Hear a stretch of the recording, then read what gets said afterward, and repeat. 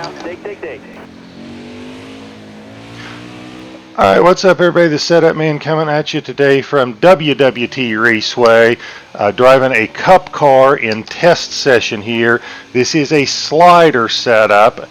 This is a slider of 1, so it is all the way on the tight side. I don't think I've ever done a setup where the slider was at 1 all the way over there on the left. I number them 1 through 9, with 9 being the loosest, 1 being the tightest. This is all the way on the tight side. Because Gateway is so bad about the cars getting loose really early in the run that I had to go all the way down here to get something that was drivable through a full fuel run. Because the cars get so loose, Gateway is also notorious for burning off the right rear tire, and you either wind up blowing the right rear tire or having to pit before you're out of fuel.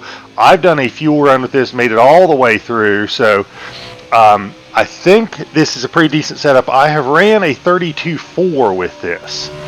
Okay, so I am hoping to get a 32.4 here on video for you guys, and if I can do that, then I'll talk about how I'm getting around Gateway here. And then we will obviously pull on pit road, and I'll show you the pit road adjustments and everything. But first things first, I really need to try to get a decent lap here on video for you guys. And I feel like as I am talking, I am just a little bit off on hitting my marks. And I got this thing on 4 times wear. Holy cow, I don't believe that was a 32.4 after hitting the wall. I was like, there's no way I hit the wall, because I was talking about not hitting my marks, and as soon as I said that, smacked the wall. But that was a 32.4, so that's what I was looking for. That record of 32.2 is a preset. But let's go back to talking about this place in Gateway. The place burns up the right rear tires. The cars get loose, I mean, not even halfway through a fuel run. So I had to go all the way down to a 1. Okay, the tightest setup you can make. When I was running this, 32.4 is the best I hit. But even on really old, worn-out tires, with the tire light on, because the tires were worn out, I was still able to hit a 33.4, and it wasn't crazy loose. So that's what I wanted to emphasize, is this is a good, stable, fairly easy to drive, long run setup. I'm sure there are things out there you can do to get faster than a 32.4 in the short run, but I think that the long run is where this really shines. And let's talk about how I get around here. Let's start here in turn 3, and the mark I am using is this traffic light here that's green. When I get to it, I am off the throttle. I'm trying to get down to the bottom, and I am on the brakes. I'm on the brakes not very hard at all, but I am on the brakes. And then you're on the brakes a little bit of pushing on the brakes, but you're on it for a long time, and it seems like you're on the brakes all the way up to almost basically the middle of the corner, it seems like. And what you can do is, cars don't like to turn if you're on the brakes hard, but if you're not on them very hard, you can still get it to turn decent.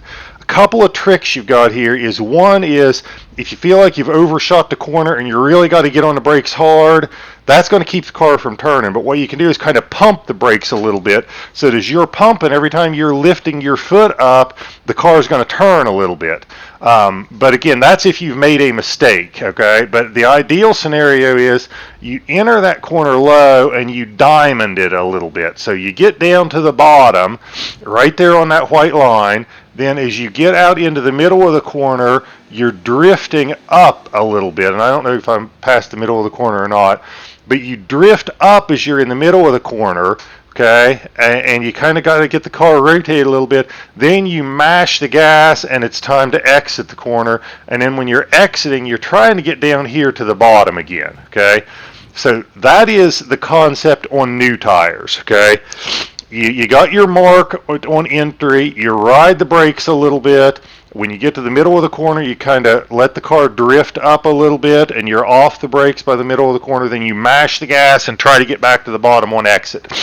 As the tires wear, you got to ease your way back in the throttle, and you just got to give as much throttle as the car will take.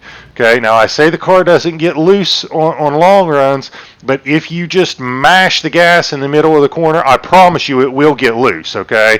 I don't think there's a setup out there that has any speed to it that wouldn't. As the tires wear, you just got to ease your way back in. Give the car as much throttle as it will take. Try to get the car to rotate. The more you've already got the car turned in the middle of the corner, the more aggressively you can get back on the throttle, even with old tires, okay? But again, it's the same basic concept.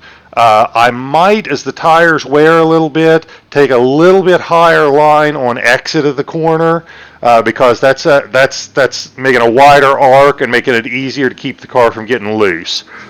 But that's your new tire versus old tire way of going through 3 and 4.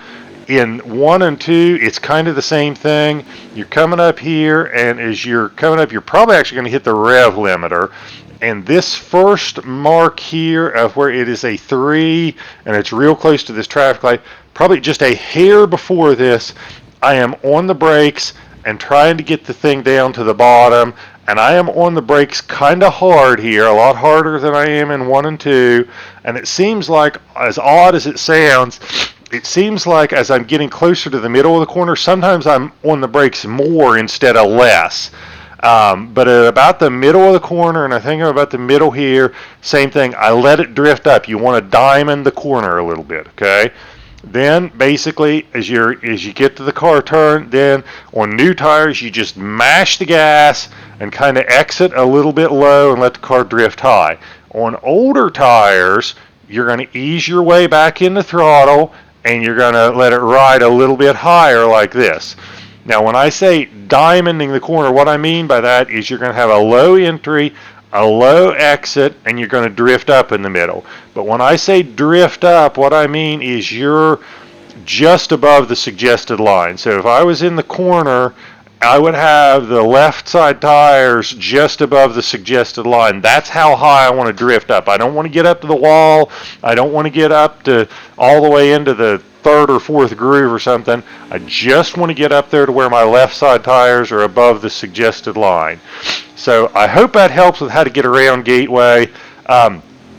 One more thing that I want to share about going around Gateway, okay, is these rumble strips that you got here on the bottom, okay? Avoid these rumble strips. They cause a couple of problems. One is if you hit these rumble strips when you are from middle of the corner to exit, you can run on these rumble strips, okay, and not spin out with new tires. On old tires, if you're on the rumble strips, you got to baby the throttle or be completely off of it till you get off the rumble strips. Getting on these rumble strips is a great way to spin the car out on old tires. Another thing that will hurt you about the rumble strips is it doesn't hurt you to run over them, once or twice or occasionally. If you make a habit of running over these rumble strips with your left side tires, the left side tires, specifically the left front, will be wearing faster than the right front.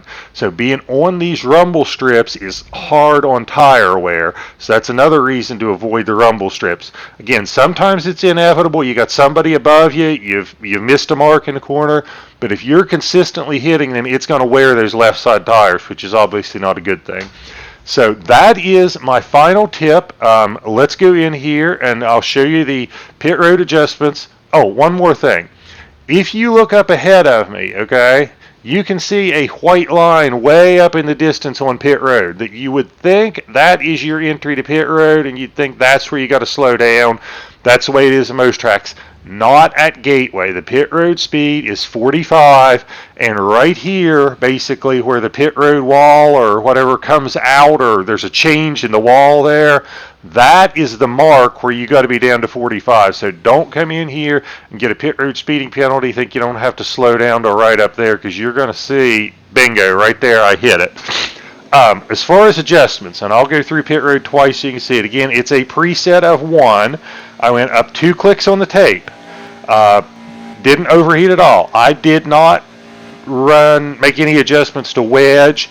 I think I went up, I think one of these was 12, I think this was 12 and this was 12.25. I made them both 12.75. The right sides were 28 and 28.25. I brought them both up to 30. So I kind of went up proportionately on the tire pressures. It seemed to work pretty well. It gave me just a hair more speed without having the car slide around.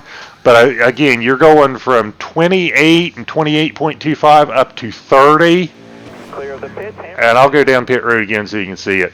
So only up a pound or 2 pounds and 1.75 pounds on the right sides. And then on the left sides, I think it was 3/4 of a pound on the left front and half a pound on the left rear. Not significant adjustments. You might go a little faster if you bump those tire pressures up and went to 35 or 40 pounds. But I'm afraid that by going up that much was the tires where you're really going to slide around a lot. So let me hit pit road one more time so you can see these adjustments good. Then I'll go to the garage so you can see that I am running a 1 of a slider. So here we go. Up 2 clicks on tape. No adjustment on wedge. I think this is 0.75 pounds and this is 0.5.